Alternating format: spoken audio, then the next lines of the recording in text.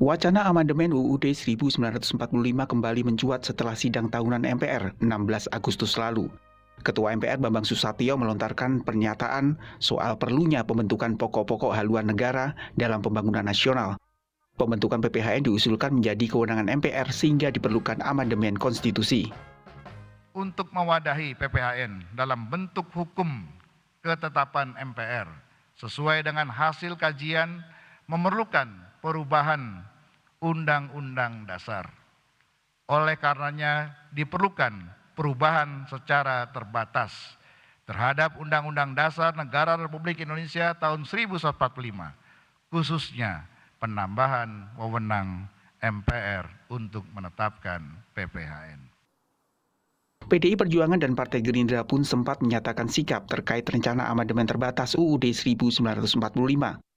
Kedua elit partai sempat melakukan pertemuan tertutup 24 Agustus lalu, membahas sejumlah agenda politik masa depan. Kita Republik Indonesia dimerdekakan bukan untuk 100 tahun, untuk 200 tahun, 300 tahun, dan berpuluh dan ratus tahun yang akan datang. Itu sebabnya kemudian haluan negara yang difikirkan itu menjadi pemikiran para pemimpin kita supaya desain negara yang panjang Republik Indonesia itu bisa menjadi berkesinambungan.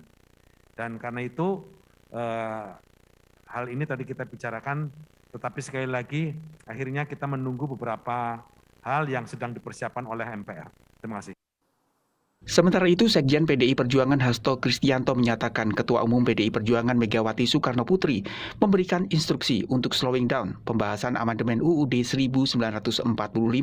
Ketua Umum Ibu Megawati Soekarno Putri terkait dengan amandemen sudah menegaskan bahwa kebijakan PDI Perjuangan adalah slowing down terkait dengan amandemen Undang-Undang Dasar 45 karena dalam upaya untuk membantu rakyat di dalam mengatasi pandemi ini diperlukan suasana kehidupan politik yang kondusif. Satu hari berselang, Presiden Joko Widodo mengumpulkan sejumlah petinggi partai politik 25 Agustus lalu di Istana Kepresidenan Jakarta, termasuk petinggi PAN sebagai bagian dari koalisi baru. Walau menyebut tidak ada pembahasan soal amandemen, namun Ketua Umum PAN berpandangan perlu ada evaluasi setelah 23 tahun berjalannya amandemen UUD 1945. Sekjen Partai Nasdem Johnny G. Plate menyatakan pertemuan tersebut salah satunya membahas tentang sistem pemerintah dan tata negara, meski tidak secara detail menyebut rencana amandemen UUD 1945.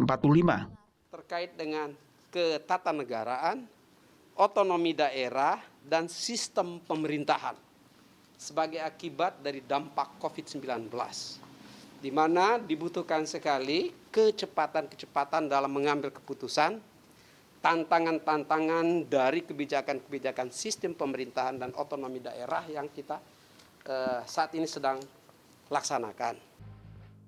Direktur Pusat Studi Konstitusi Fakultas Hukum Universitas Andalas Ferry Amsari mempertanyakan urgensi rencana amandemen di saat situasi sulit akibat pandemi. Publik berkaitan dengan COVID-19, kok solusinya adalah menambah kewenangan MPR? Itu nyambungnya di mana begitu ya?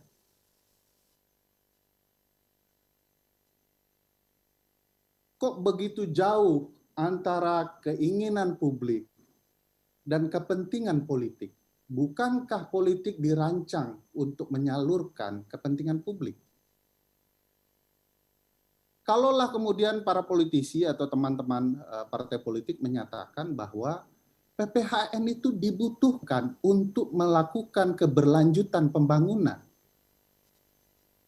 Pertanyaan besar saya adalah, apakah dengan adanya PPHN atau GBHN dengan nama baru ini, rebranding GBHN, pembangunan betul-betul akan berkelanjutan?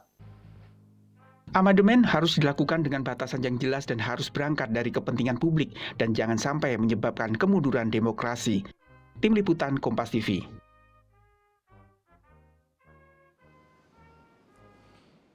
Saudara, apakah amandemen Undang-Undang Dasar 1945 menjadi salah satu yang dibahas dalam pertemuan Presiden Joko Widodo dengan pimpinan partai koalisi?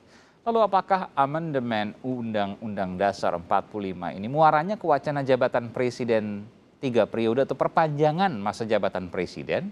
Kita akan membahasnya dengan Wakil Ketua Umum PAN, Viva Yoga Mauladi. Lalu ada Ketua DPP Partai Keadilan Sejahtera PKS, Mardani Alisera, serta Guru Besar UIN Syarif Hidayatullah Jakarta, Azumardi Azra. Prof. Azra. Selamat malam Bapak-Bapak, sehat selalu. Selamat malam. Iya. Saiman. Waalaikumsalam warahmatullahi wabarakatuh. Saya ke Pak Wakil Ketua Umum, Bung Viva. Bung Viva, saya ingin konfirmasi dulu apa yang kemudian beredar di media massa bahwa Ketua Umum PAN bocorkan rapat koalisi dengan Jokowi, bahas amandemen Undang-Undang Dasar 1945. Benar nggak? Pada waktu itu tidak ada pembahasan dengan partai koalisi soal amandemen. Jadi Partai Amanat Nasional masuk sebagai partai koalisi pemerintah itu sama sekali tidak ada kaitannya dengan wacana amandemen Undang-Undang Dasar 1945. Saya bacakan pernyataan Ketua Umum PAN Pak Zul Hasan di Rakernas PAN Selasa kemarin. Ada beberapa bicara, wah kita kalau gini terus ribut, susah, lamban, bupati nggak ikut gubernur nggak ikut, macem-macem lah. Merasa KY lembaga paling tinggi, paling kuat, MA enggak, MA merasa paling kuasa, MK enggak, MK katanya yang paling kuasa, DPR paling kuasa, semua merasa paling kuasa. Ini bicara soal kedudukan, susunan dan kedudukan lembaga negara. Yang artinya ketika bicara lembaga negara untuk mengubahnya hanya melalui amandemen. Ya Mas Aiman, waktu Rakernas saya ada di situ, konteksnya Ketua Umum PAN berbicara soal tata negara adalah karena merasa kondisi sekarang perlu ditata ulang dari sisi perspektif demokrasi dan manajemen pembangunan. Memang amandemen Undang-Undang Dasar 45 di dalam pasal 37 itu juga diperbolehkan dengan berbagai syarat.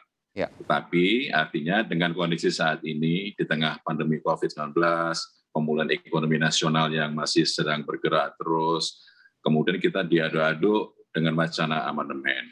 Meskipun itu dijamin oleh konstitusi, tapi akan sangat sulit apabila akan ada amandemen. Pertama. Yang kedua, agenda amandemen itu apa? Ini juga belum ada hal yang perlu dibicarakan secara Tapi saya ingin tanya nih Bung Viva.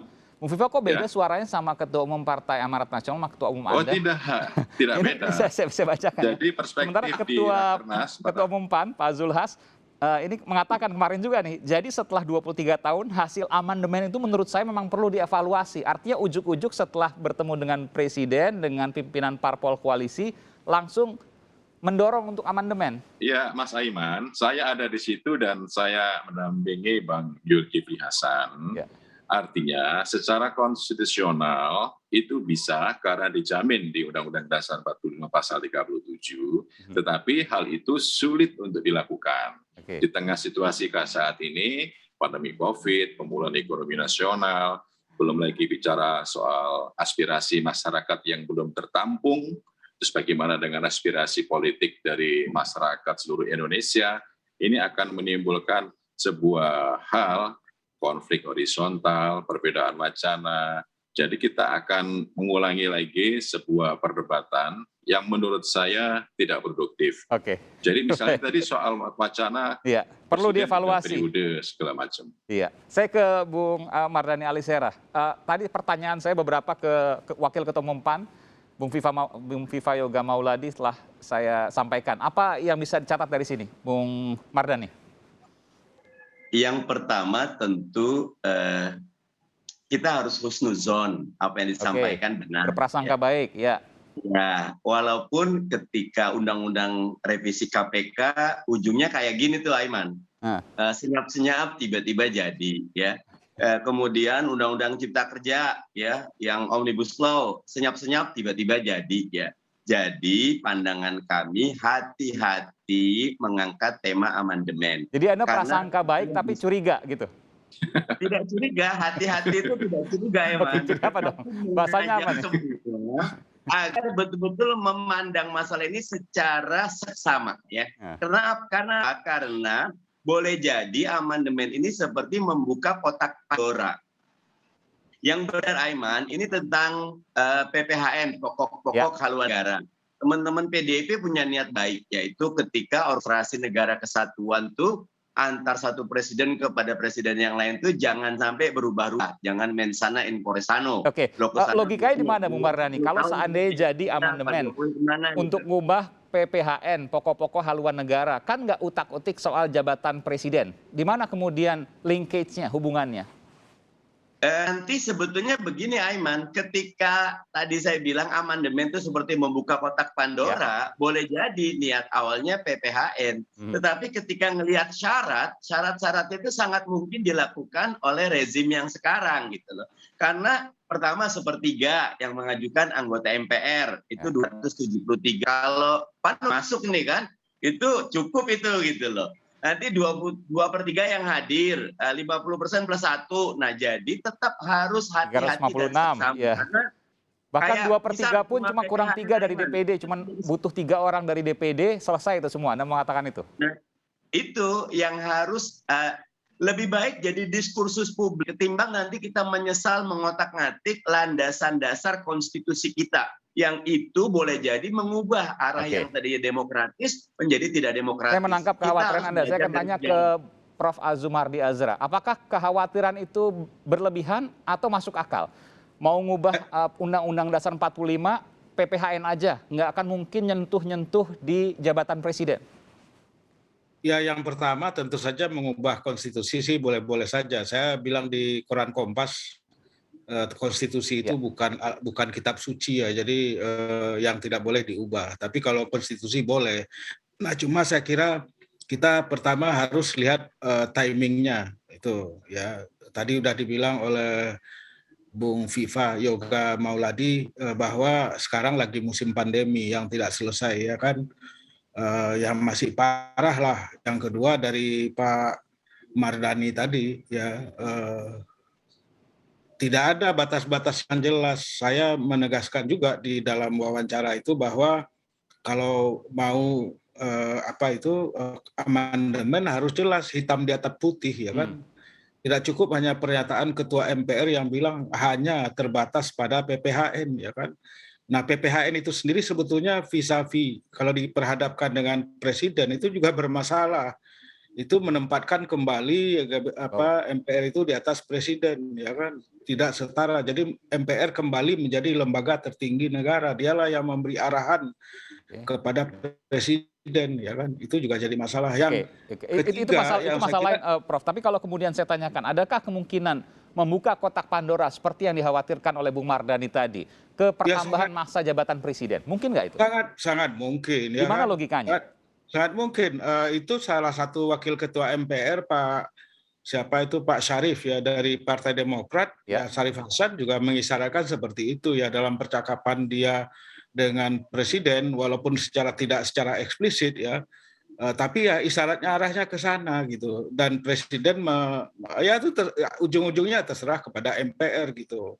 Ya kan, jadi oleh karena itu kalau tidak ada jaminan dari pihak MPR sendiri bahwa itu tidak akan sampai kepada perpanjangan masa jabatan presiden ataupun menjadi 3 periode ya. Iya, dan saya bacakan pernyataan dari Ketua MPR Bambang Susatyo.